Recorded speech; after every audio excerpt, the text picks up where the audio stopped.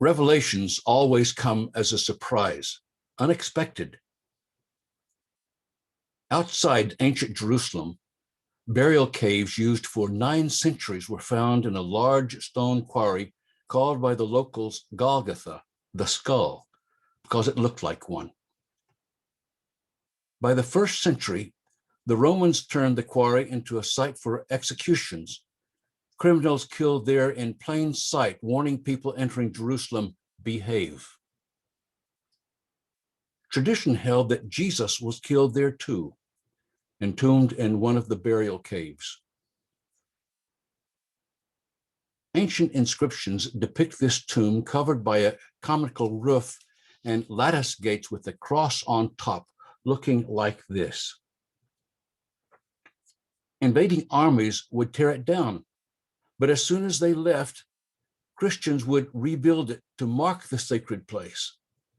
Finally, one of the invaders decided to stop their troublesome actions by turning the area into a garbage dump, thereby preserving it. When Hadrian transformed Jerusalem into a Roman colony, he had it cleaned up and a temple dedicated to Jupiter built over it with a chapel to Fortuna, goddess of good fortune and luck. But under Constantine, Christianity began to emerge as the dominant religion of the Roman Empire. Biblical Archaeology Review noted, the move to recover the holy sites on that northwestern hill of Jerusalem probably began with a dialogue between Macarius, the Bishop of Jerusalem, and Constantine during the Council of Nicaea in 325 AD. Constantine wanted to unearth the tomb of Jesus and build a monument to the Savior's resurrection, which meant that some background knowledge of the location of the tomb was provided. Constantine authorized the demolition of the old Roman temple and excavation began. To everyone's amazement, a rock-cut tomb was revealed. The cave was adorned with columns and masonry, forming the first edicule, the structure housing the tomb, which has stood in the Church of the Holy Sepulchre in various forms ever since. End of quote. Early on, the tomb had been covered by a sheet of marble to keep people from chipping away the rock of the tomb for relics, big business back then. Removing that marble covering in 1555 and 1809, as the edicule was restored, people were amazed to see that burial bench, which is where the body of Jesus would have been laid. In 2016, the Holy Sepulchre was refurbished, a miracle in itself, revealing again what is considered the original tomb. Why? The mortar between the marble covering and that limestone bedrock of the burial bench in the quarry, that mortar was carbon dated to the 4th century, proving it had been part of the construction of Constantine's church. Amazing. To kneel in that tomb and feel the presence of Jesus is an awesome experience.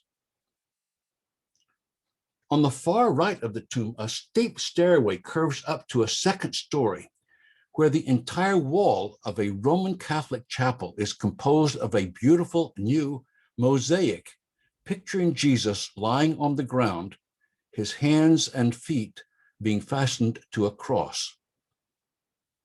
Immediately to its left is a Greek chapel with multiple Orthodox lamps hanging above, as they do.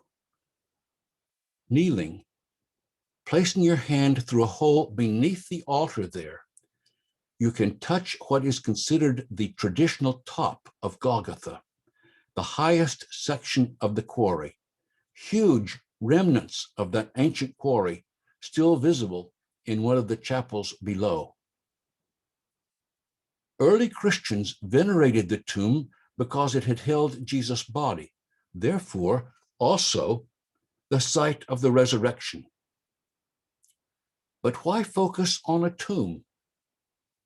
Why do we focus so much on the death and burial of Jesus? A legitimate question on Good Friday. Revelations always come as a surprise, unexpected. On Good Friday, we face one of the great mysteries and insights of Christianity, the revelation of the heart of God. Remember, we're speaking of the creator of the known universe, which stretches at least 98 billion light years across the heavens, containing more stars than all the grains of sand on all the beaches in the world. Imagine.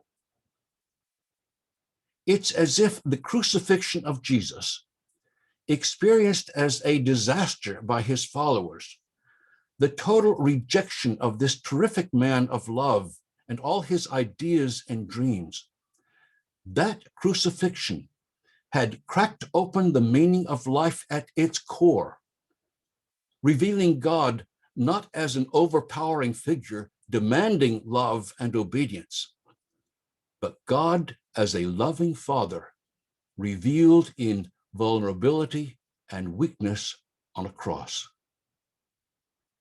God's heart broken open like an uncooked Easter egg, revealing the sometimes messy meaning of life.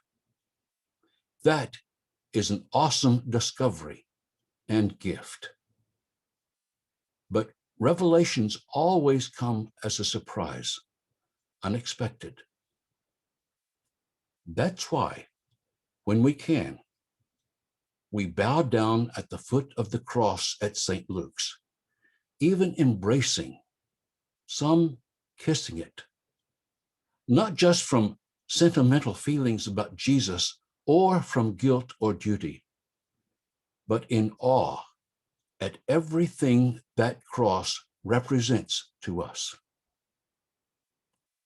Today, Good Friday, we consider the man through whom this revelation was made, for sure acknowledging his real suffering and pain and mourning his death.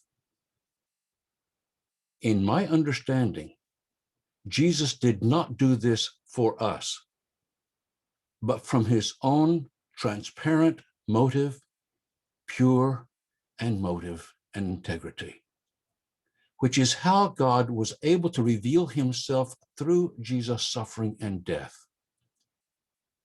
Our salvation came primarily as a gift of total love and acceptance, poured out from God through the experience of this man, Jesus, his life and suffering and death. And out of death came life. But then revelations always come as a surprise, unexpected, as it ultimately did for Jesus' disciples and for us.